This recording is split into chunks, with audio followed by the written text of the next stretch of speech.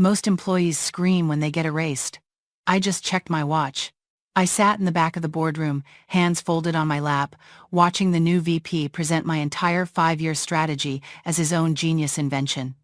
He had my slides, my data, and my job title. He thought the public humiliation would break me. But he made one critical calculation error. He stole the blueprints, but he didn't know how to pour the foundation. I didn't need to sabotage him. I just had to wait for the building to fall on his head.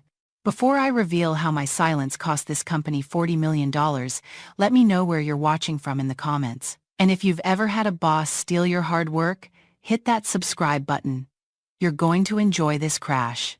My name is Rowan Vance, and for 15 years, I have been the senior systems architect for Sterling Financial, a meticulous and invisible spine, ensuring that billions of dollars flowed through our servers without a single mathematical tremor. I sat in the overflow seating area of the executive boardroom, my hands resting calmly on the cold leather of my notebook, watching a theft take place in broad daylight. Silas, the newly appointed vice president of strategy, stood at the head of the long mahogany table, bathed in the blue glow of the high-definition projection screen. He was wearing a bespoke charcoal suit that likely cost more than my first car, and he was smiling with the predatory confidence of a man who believed he had just invented the future. On the screen behind him, a complex, elegant visualization of market trends pulsed and shifted in real time. He called it the Apex algorithm.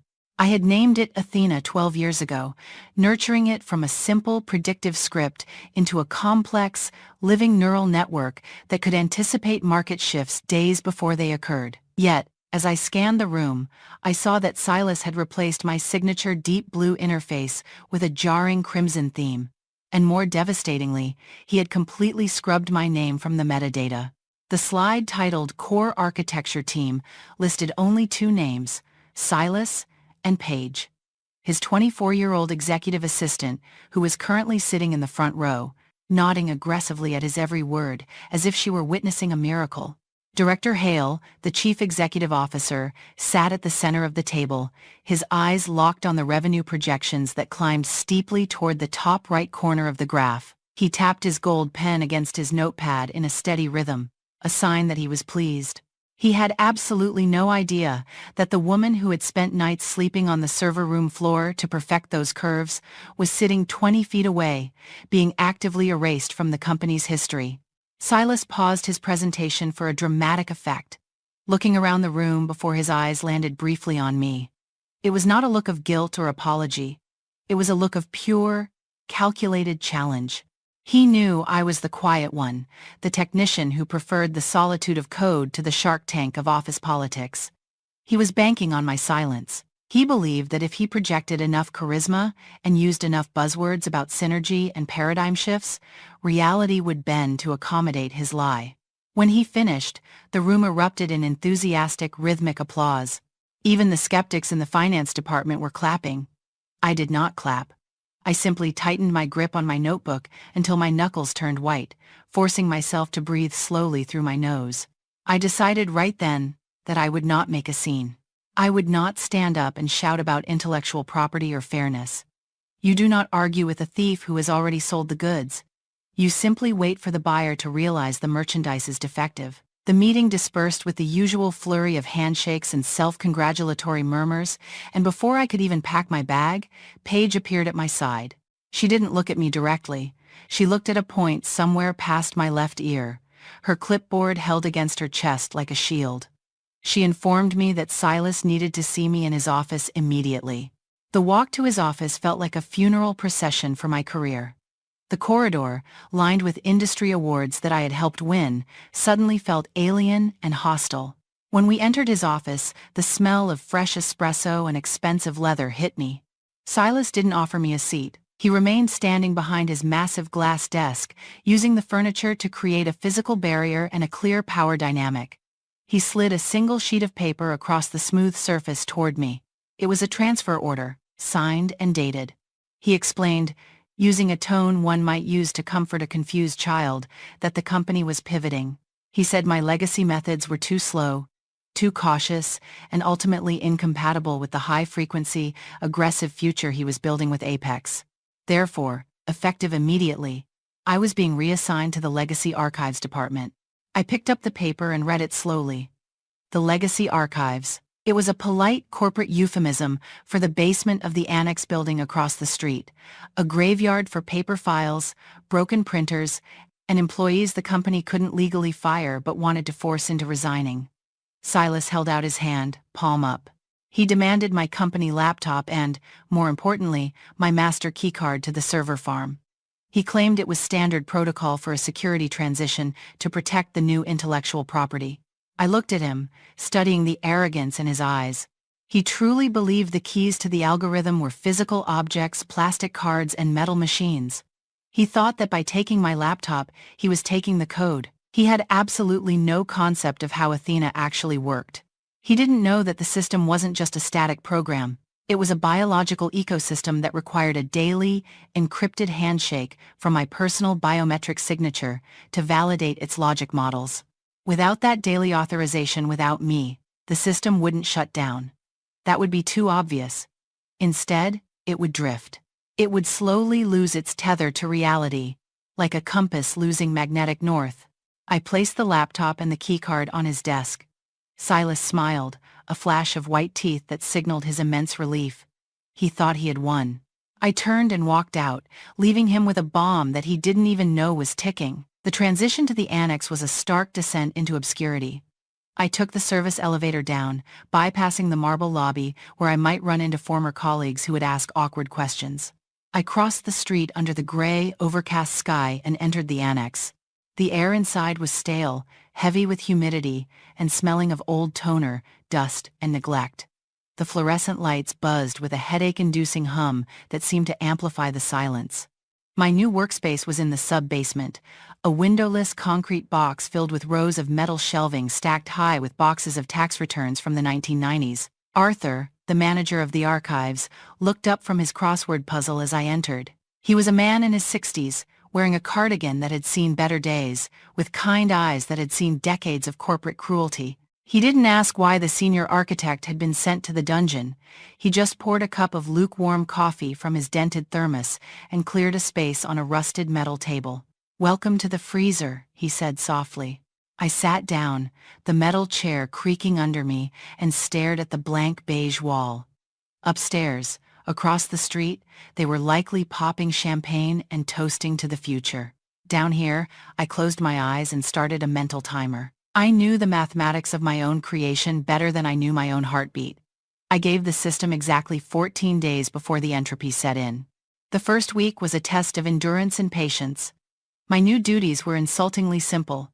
Remove staples, scan documents, restaple, and file. It was mindless, repetitive work, but I performed it with the same meticulous precision I had applied to billion-dollar trading strategies. The rhythm of the scanner became my clock, ticking away the seconds of Silas's tenure. Arthur became my only connection to the living world. He had a network of invisible informants, janitors, cafeteria workers, security guards, people the executives ignored, but who saw and heard everything. On the 10th day, Arthur returned from lunch with a strange, worried expression. He sat down heavily and told me there were rumors of screaming matches on the executive floor. Apparently, the marketing department was panicking because the Apex system had started targeting retirement home advertisements to teenagers and baby formula coupons to single men in their 60s. I nodded, not missing a beat in my scanning. This was the first stage. Model drift. Without my daily calibration, the neural network was losing its ability to distinguish between current market trends and historical anomalies. It was effectively getting confused, mixing up data patterns from different demographics. Silas was undoubtedly blaming the information technology support staff, screaming about bugs and patches, completely unaware that the code was working exactly as designed. It was just missing its conductor. I imagined him sweating in his expensive suit, yelling at engineers who were frantically searching for a line of bad code that didn't exist. The system was lonely. And in its loneliness, it was beginning to hallucinate. 2 days later, the escalation moved from rumors to direct confrontation. I was in the main building's cafeteria during my designated 30-minute lunch break, standing in line for a salad, when Silas intercepted me. He looked different. The polish was gone. His tie was loosened at the collar, his hair was slightly disheveled, and there were dark circles under his eyes that spoke of sleepless nights and high stress. He tried to play it cool, sidling up to me as if we were old friends catching up. He asked how I was enjoying the slower pace of the archives. I replied, keeping my voice devoid of any emotion, that I found the silence refreshing. Then, he leaned in closer, his voice dropping to a conspiratorial whisper. He asked if I had perhaps forgotten to leave behind a specific user manual or a configuration file for the core processor. He claimed the system was experiencing minor latency issues and unexplained variants. I turned to face him fully, holding my salad tray with steady hands. I looked him dead in the eye and delivered the line I had rehearsed in my head 1,000 times. I'm just a legacy employee, Silas. My methods were obsolete. You said so yourself to the board. I'm sure your new architecture is just adjusting to the future. Silas flinched as if I had physically slapped him. The muscle in his jaw jumped tight. He wanted to scream at me, to demand I fix it, but he couldn't. To demand my help would be to admit he didn't understand the system he claimed to have built. He was trapped in a prison of his own ego. He forced a tight, grim smile, patted my shoulder in a way that felt like a threat, and walked away. I watched him go, noting the slight tremor in his hand. He was terrified. Later that afternoon, Arthur told me he saw 2 external consultants from a high-priced cybersecurity firm entering the building with heavy diagnostic equipment. Silas was bringing in mercenaries to try and crack the safe, unaware that the lock was changing every second. The climax of the drift arrived on the morning of the fiscal year launch. This was the day Apex was scheduled to be given full autonomy over the company's high-frequency trading accounts. It was meant to be the day Silas cemented his legacy and secured his bonus. Down in the basement, the silence was heavy, almost suffocating. I didn't work that morning. I sat at my desk, hands folded, watching the clock on the wall tick away the seconds. At 9:30, the opening bell rang on Wall Street. At 9:35, Arthur switched on the small, grainy television in the corner. The financial news anchor was speaking rapidly, her voice rising in pitch. A flash crash was occurring in the tech sector, and the epicenter was Sterling Financial. The camera cut to the live ticker. Our stock was in free fall. Red numbers cascaded down the screen like a waterfall of blood. The Apex algorithm, now completely untethered and operating on corrupted logic, had interpreted a minor currency fluctuation in Asia as a signal of global economic collapse. It was dumping stable, blue-chip stocks and pouring millions of dollars into volatile, worthless futures. It was a digital suicide mission. Silas had given a machine a loaded gun and removed the safety. I watched the destruction, feeling a cold, hard satisfaction. It wasn't happiness, it was the satisfaction of a mathematician seeing an equation balance itself out. The chaos upstairs was just the physical manifestation of the lie Silas had told. At 10:15, the heavy steel door of the archives slammed open with a violence that shook the dust from the ceiling pipes. Paige stood there, gasping for breath. She had run all the way from the tower, down 4 flights of stairs because the elevators were too slow. She looked wrecked. Her blazer was unbuttoned, her hair wild, and her face was a mask of sheer panic. There was no arrogance left, only raw fear. She walked to my desk, ignoring Arthur completely, and slammed her hands down on my pile of files. "We need you upstairs," she gasped, her voice cracking. "Now, it's hemorrhaging." I looked at her calmly, taking a slow sip of my water. "I can't do that, Paige," I said softly. "My security clearance was revoked. Remember? Silas sent the email himself. I am strictly prohibited from accessing any live terminals." Paige looked like she was going to vomit. She fumbled in her bag and pulled out a contract, a draft for an emergency consulting agreement. She grabbed a pen and scribbled a number on it. 50,000, she said, her voice shaking. "Immediate wire transfer. Just come up and stop it, please." I looked at the paper, then up at her. "I don't think you understand," I said. "This isn't about money.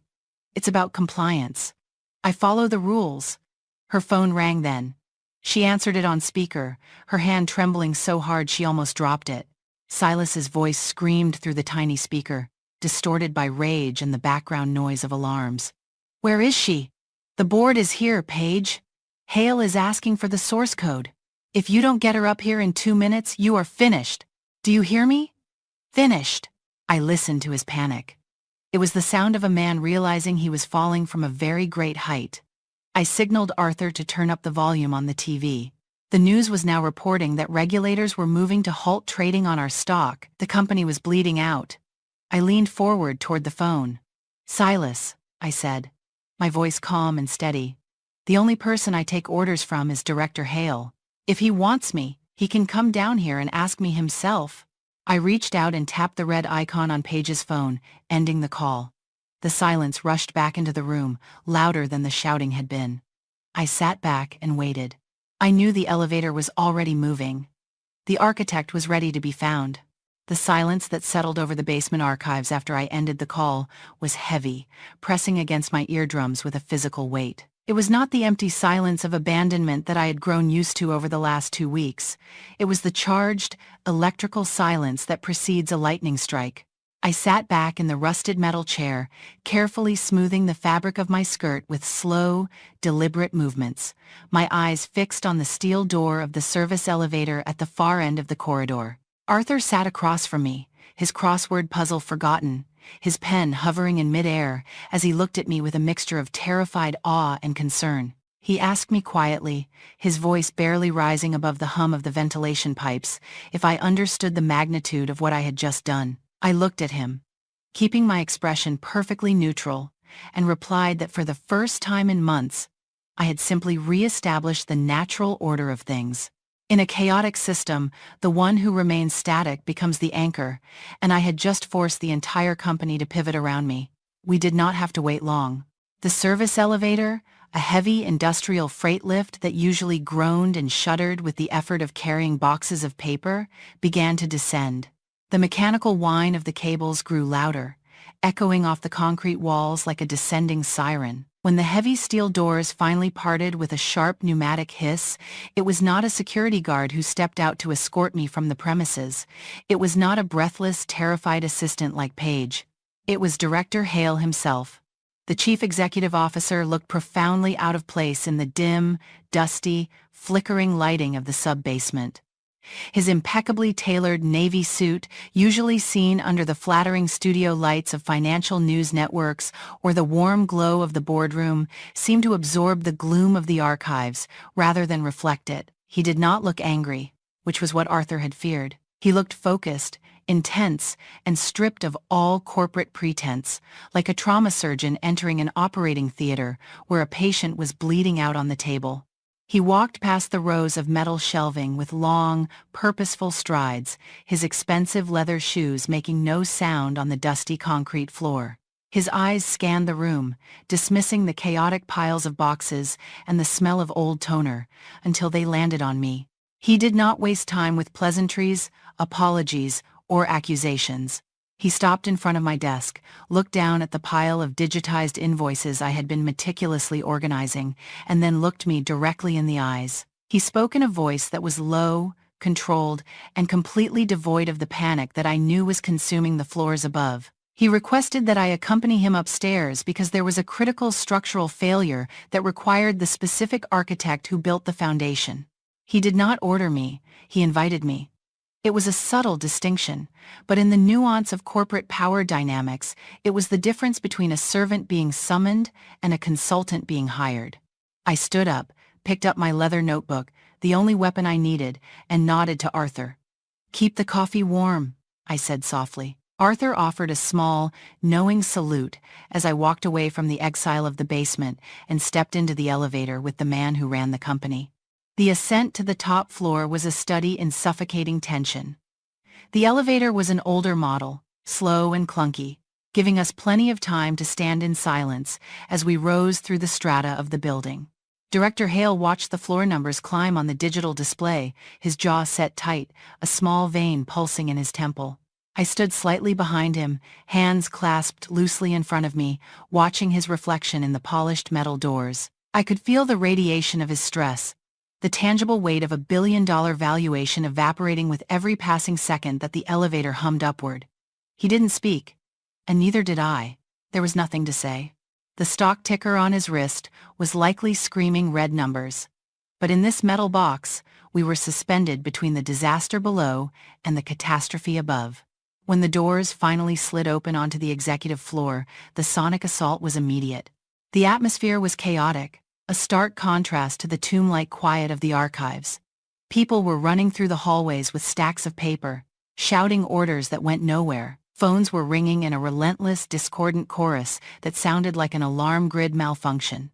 The air smelled of stale coffee, ozone from overheated servers, and the sharp, metallic tang of fear. We walked straight past my old office, which now sat empty and dark, and past the open-plan desks where junior analysts stared at us with open mouths, freezing in their panic as they saw the exiled architect walking beside the captain of the sinking ship.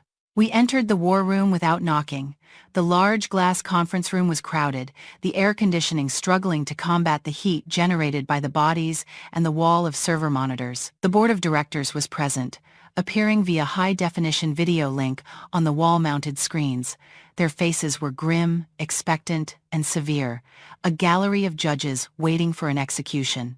In the center of the room, Silas was pacing like a caged animal. His jacket was thrown over a chair, his shirt sleeves were rolled up to his elbows, and sweat was visibly beading on his forehead, plastering his hair to his skin. Paige sat in the corner, her head buried in her hands, her body curled inward as if she wished she could dissolve into the carpet fibers. When Silas saw me enter with the chief executive officer, he stopped pacing mid-step. For a fraction of a second, I saw a flash of relief wash over his face, the instinctual relief of a child seeing an adult arrive to fix a broken toy. But that relief was immediately replaced by a defensive mask of arrogance and hostility. He began to speak before the door had even clicked shut behind us, his voice loud, strained, and cracking with hysteria.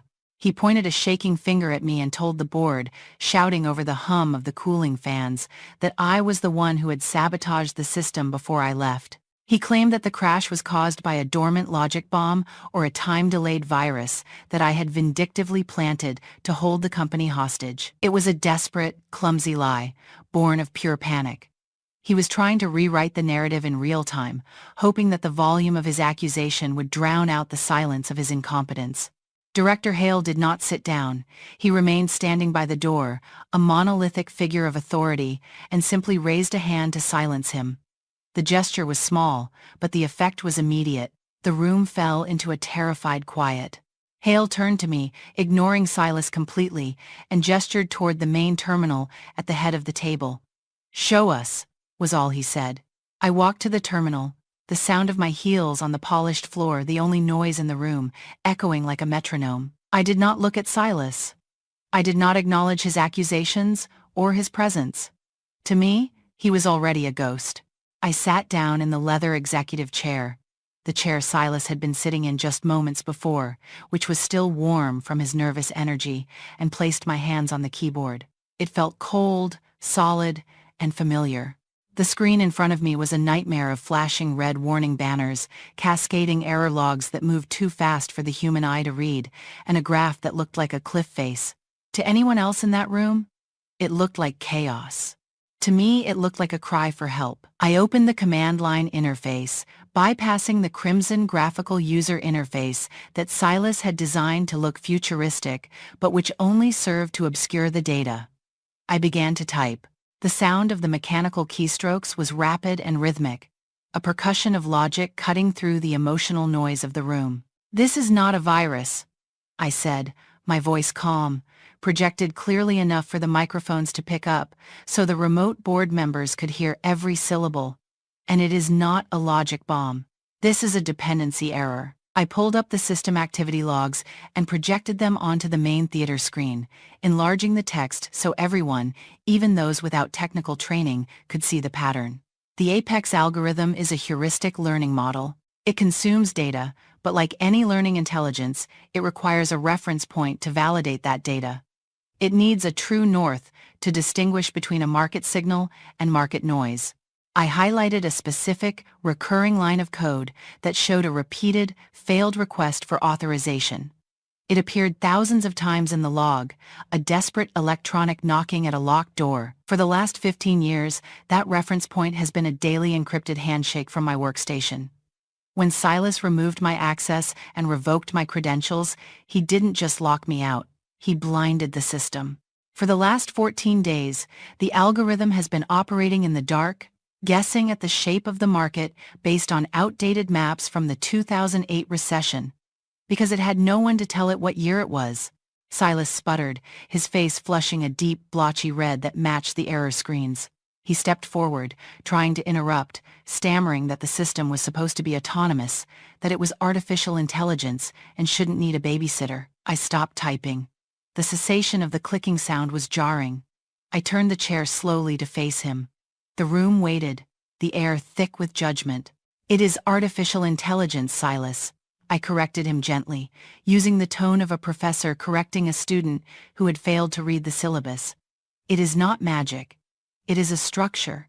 It is a building. And you removed the load-bearing wall because you didn't understand what it was holding up. You thought you could run a Formula One engine with a bicycle pump." I turned back to the screen, dismissing him from my attention. I entered a command sequence that I had memorized a decade ago. A sequence that lived in my muscle memory. The system prompted me for a biometric authentication. I placed my right hand on the scanner pad. A beam of green light swept across my palm, reading the unique topography of my skin. The reaction from the machine was instantaneous and visceral. On the main screen, the cascading red error logs froze in mid-scroll, then vanished. The chaotic, jagged lines of the trading graph stopped their freefall. The room held its breath. A single line of text appeared on the black screen, blinking with a steady, reassuring rhythm. Authorization accepted. Architect verified. Recalibrating. The graph flatlined for a heart-stopping second, the algorithm processing the influx of new, validated logic. And then, slowly, majestically, the line began to curve upward. It turned from an angry red to a cool, stable green. The algorithm, reconnected to its architect, immediately recognized the market anomaly for what it was, a hallucination, and began executing buy orders to correct the mistake, recovering the losses with surgical precision. I watched the numbers climb, feeling the tension in my own shoulders release. The nausea of watching my creation suffer faded. I stood up from the chair and stepped away from the terminal, my hands clasped behind my back. "The bleeding has stopped," I said into the silence. "The system is stable. It is reacquiring the correct targets." The silence that followed was absolute. No one cheered. This was not a sports match. It was a near-death experience for a billion-dollar entity. The relief was palpable, physical, but it was overshadowed by the shock of the revelation. Director Hale looked at the screen, watching the money return to the company accounts, and then he looked at the logs I had displayed. The logs clearly showed Silas's user ID, attempting to override the safety protocols, and failing, over and over again, for the last 3 hours. The evidence of his incompetence was written in the code itself, immutable and undeniable. Hale turned slowly to face his vice president of strategy. Silas was leaning against the wall, looking deflated, shrunken. The arrogance had drained out of him, leaving only a hollow shell of a man in an expensive suit. He opened his mouth to speak, and for the first time, I saw panic in his eyes. He pointed at Paige, trying to find a scapegoat. "It was her," he stammered, his voice pathetic. "She was the one maintaining the logs. She must have deleted the file." It was a cowardly move, and it sealed his fate. Director Hale looked at Silas with absolute, freezing cold contempt. "Silas," Director Hale said, his voice terrifyingly quiet, barely louder than the hum of the projector. "You are relieved of your duties, effective immediately." He did not shout. He did not lecture. He simply excised the tumor. He pressed a button on the table intercom and requested security to the conference room. Silas looked around the room, seeking an ally, desperate for someone to validate his narrative, but the board members on the screen were looking at him with undisguised disgust.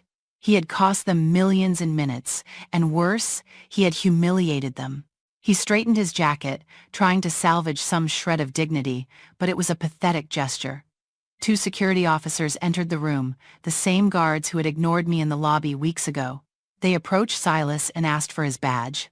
Silas handed over his keycard with trembling fingers. He looked at me one last time, his eyes filled with a mixture of hatred and confusion. He still didn't understand what had happened. He thought he had been beaten by a trick, a trap, not by superior engineering and patience. As the guards escorted him toward the door, Paige stood up, her face streaked with mascara and tears. She looked at Hale, waiting for her sentence, trembling like a leaf. "Pack your personal items, Paige," Hale said, not unkindly, but with finality. "Your access is revoked. You tied your career to the wrong anchor." She nodded, a sob escaping her throat, and followed Silas out of the room. The heavy glass door clicked shut behind them, sealing the airlock. The infection had been removed. The room seemed to exhale. Director Hale turned back to the room. He adjusted his cufflinks, regaining his composure. He looked at the board members on the screen and apologized for the operational oversight, promising a full post-mortem report and a strategic recovery plan by the end of the week. Then, with a nod, he cut the video feed. The screens went black. We were alone in the war room, just the chief executive officer and the exile from the basement. He walked over to the window, looking out at the sprawling city skyline, and let out a long, weary breath that fogged the glass slightly. He admitted, without turning around, that he had made a mistake. His voice was tired. He said that he had been seduced by the promise of modernization, speed, and aggressive growth. And in doing so, he had undervalued the stability of the foundation. He turned to face me, his expression earnest. "We need you back, Rowan," he said. "The position is yours. Senior Systems Architect. Same salary, full reinstatement of benefits, and a formal apology letter in your file. We can pretend the last month never happened. We can go back to normal." I looked at him, standing there in his power and his vulnerability. A month ago, I would have said yes immediately. I would have been grateful just to have my job back, to be safe, to be useful. But the time in the basement had changed me. The silence of the archives had stripped away my need for external validation and replaced it with a cold, hard understanding of my own value. I was no longer the employee who feared being erased. I was the architect who knew the building would collapse without me. I walked over to the mahogany table and picked up my notebook. "No," I said simply. Hale looked surprised, his eyebrows raising slightly. "No?" he repeated, as if he hadn't heard me correctly. "Rowan, the board is willing to forgive the unorthodox method of your return. I will not return as senior architect," I said, my voice steady and echoing slightly in the large room. "And I will not return for the same salary. You just saw, with your own eyes, that this company ceases to function without my direct oversight. That makes me a critical infrastructure asset, not an employee. You don't pay the foundation of the building the same wage as the window washers." I stepped closer to the table, laying out my terms not as a request, but as a statement of immutable fact. I want the title of Chief Technology Officer. I want full autonomy over the development team. No more external hires without my personal vetting. I want Silas's office, cleared of his things by tomorrow morning. And I want Arthur promoted to head of internal oversight. He sees more from the basement than your entire team sees from the tower. Hale looked at me for a long moment. He was a businessman, a negotiator, a shark in his own right. He was assessing the leverage, calculating the cost, looking for a weakness. He looked at the green line on the screen behind me, still climbing, still recovering the fortune that I had saved. He looked at the empty chair where Silas had sat. He knew he had no cards to play. He knew that if I walked out of that room, the green line would turn red again. And this time, it would stay red. A small, genuine smile touched the corners of his mouth. A smile of respect for an adversary who had finally shown her teeth. He extended his hand across the table. "Done," he said. "Welcome back, Chief Technology Officer." I shook his hand. His grip was firm, but mine was firmer. The following Monday, the transformation was complete. I stood in my new office on the top floor, the corner suite that had briefly belonged to Silas. The space had been purged of his minimalist art and his lingering scent of arrogance and cologne. I had replaced his fragile glass desk with a solid oak workstation that could support the weight of my equipment and my work. The view from the floor-to-ceiling window was spectacular, a panoramic sweep of the city that I had helped build, financially speaking. The cars down on the street looked like ants, moving in patterns that only I could see. But I wasn't looking at the view. I was looking at the terminal screen in front of me. The interface was back to its original deep blue, a calming ocean of data. The code was scrolling smoothly, a river of logic that flowed without obstruction, singing the song of a healthy system. My phone buzzed on the desk. It was a message from Arthur. He sent a picture of his new office badge, which read, Head of Internal Oversight in bold letters, and a caption that said, The coffee up here is much better, but I miss the quiet. I smiled. A rare, genuine expression that I allowed myself only when the work was done. I typed a command into the terminal, locking the new architectural protocols with a biometric key that only I possessed, a key that could not be transferred, stolen, or overridden. I wasn't just an employee anymore. I wasn't just a cog in the machine. I was the fail-safe. I was the lock and the key. I leaned back in my leather chair, watching the city lights flicker on in the twilight. They had thought the system was a machine they could own, a vehicle they could drive if they just stole the keys. They didn't understand that the system was a language, and I was the only one who spoke it fluently. Silas had tried to rewrite the dictionary, but he ended up erasing himself. I opened a fresh file, the cursor blinking against the dark background like a steady, rhythmic heartbeat. I typed my name at the top of the document. Rowan Vance, Chief Technology Officer. It looked permanent. It looked right. I rested my hands on the keyboard, feeling the cool plastic under my fingertips, ready to write the next chapter of the code. The silence in the office was no longer the silence of exile, nor was it the silence of fear. It was the silence of absolute, unshakable control. Silence is often mistaken for surrender, but as we've seen, it can be the most devastating strategy of all. True power isn't about who shouts the loudest in the boardroom. It's about knowing that when you finally step back, the structure collapses without you. If you have ever felt erased or undervalued, remember that sometimes your absence speaks far louder than your presence ever could. You don't always have to burn the bridge. Sometimes you just have to stop holding it up. If this story spoke to you, please like, comment, and share it with someone who needs to be reminded of their own worth.